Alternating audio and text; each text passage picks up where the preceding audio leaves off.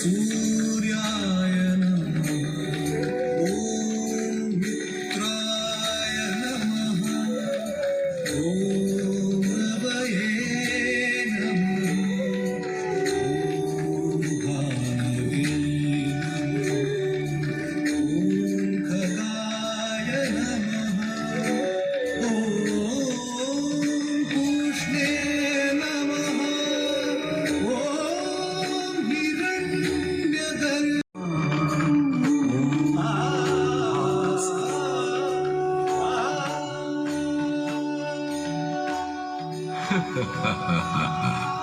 अगर आगे चलें तो शायद जो सूर्य के प्रकाश और ऊष्मा में थी,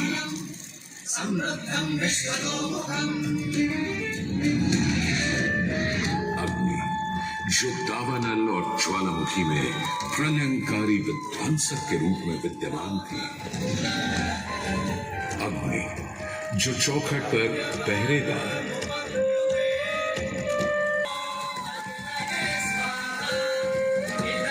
तभी तो भारत ही नहीं, पुरातन मिस्र में रा, दक्षिण अमेरिका में इंती, अफ्रीका में लीजा, फारस में अगी, चीन में झुराम, जापान में कागुत्सूची और कोजिन, तुर्की में अलाज, यूनान में हेफेस्टोस हेलिकोस और रोमनों में वाल्कैन और फीबस जैसे पौराणिक अग्नि स्वरूप देवों की कल्पना विद्यमान है।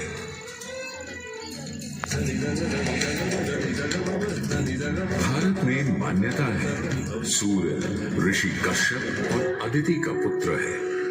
कहते हैं जब सूर्य की शादी विश्वकर्मा की पुत्री संजना से हुई तो संजना उसकी चमक से उन्होंने सूर्य के कुछ टुकड़े काटकर उसी से गढ़ दिए थे भगवान विष्णु का चक्र, शिव का त्रिशूल, कुबेर की गदा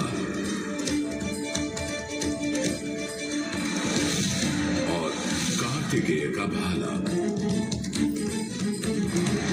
किंतु इतना होने के बाद भी सूर्य बिना रुके अपने 7 श्वेत अश्वों के रथ पर आरूढ़ आकाश की परिक्रमा करता ही रहता है, करता ही रहता है। असल में हमारे मानव बनते और 2 पैरों पर खड़े होते ही हम दुनिया को जगमग, जागृत और जीवित कर देता है और हमें एक अवश्यंभावी स्थायित्व का आभास देता है।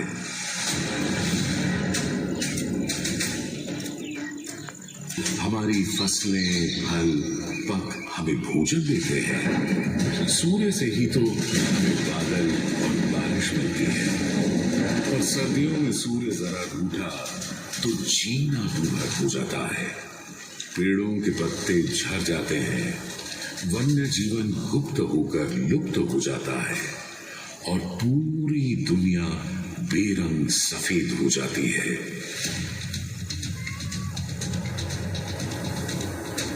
सूर्य ही तो सारे संसार को ऊष्मा, ऊर्जा और ओज से ओतप्रोत करता है।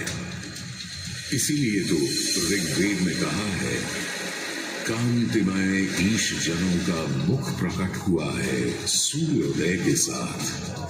हे ईश्वर, इस आदित्य के उदय के साथ हमें अंधकार, दुर्भाग्य और पाप दोषों से भी बंधन मुक्त कर देना आज।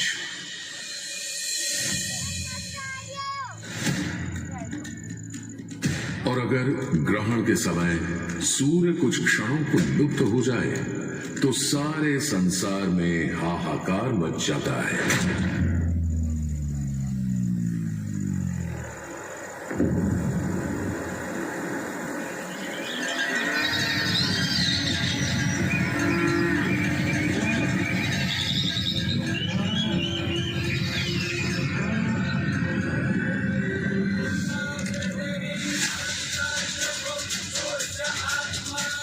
यह वह सूर्य के अनंत गुणों का प्रभाव ही तो है कि सारे संसार में आदिकाल से सूर्य की अर्चना आराधना और सूर्य मंदिरों का निर्माण होता रहा है।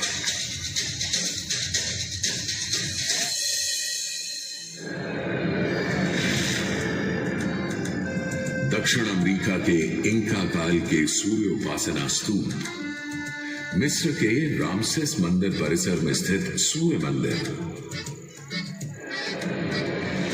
रोम और यूनान, चीन और जापान, मेसोपोटामिया और ईरान के सूर्य मंदिर और भी दुनिया भर में न जाने कितनी सभ्यताओं ने अपनी अपनी तरह की सूर्य उपासना और मंदिर परिसर देखे हैं।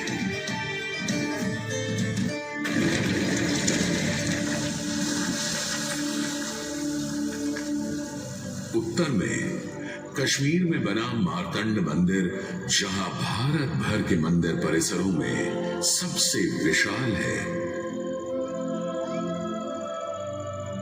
तो पूर्व में ओडिशा का कोणार्क मंदिर सबसे वैभवशाली, पूर्वोत्तर में असम और मणिपुर के सुंदर सूर्य मंदिर देखते बनते हैं, तो दक्षिण में तमिलनाडु, केरल, कर्नाटक आदि के सूर्य मंडप अपनी अलग छटा रखते हैं। उधर उत्तराखंड, उत्तर प्रदेश, बिहार, मध्य प्रदेश, हरियाणा और हिमाचल में भी सूर्य मंदिरों की हार माला सी बनी है।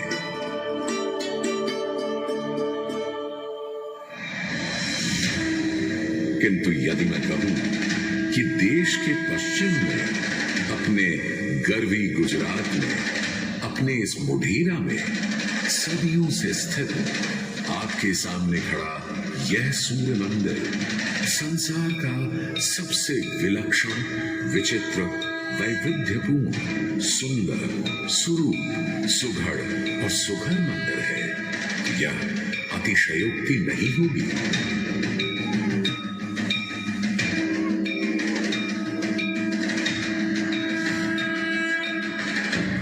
11वीं सदी में चालुक्य घराने के सूर्यवंशी सोलंकी सम्राट भीमदेव प्रथम ने तो यहां एक चमत्कार ही कर दिखाया। सम्राट भीमदेव प्रथम एक बड़े वीर और प्रतापी राजा थे। एक तरफ उन्होंने सोमनाथ का मंदिर तोड़ने वाले महमूद गजनवी से टक्कर ली और उसके तोड़े सोमनाथ को दोबारा से खड़ा किया, तो वहीं पूरे गुजरात में तमाम नए किले, मंदिर, तालाब और वाव बनवाए। उनके अद्भुत शिल्प प्रेम के आज तक साक्षी हैं सिद्धपुर का रुद्र महालय, पाटन का सहस्त्रलिंग तालाब, आबू और देलवाड़ा के मंदिर। वहीं उनकी प्रिय पत्नी रानी उदयमती ने बनवाई थी रानी की वाव।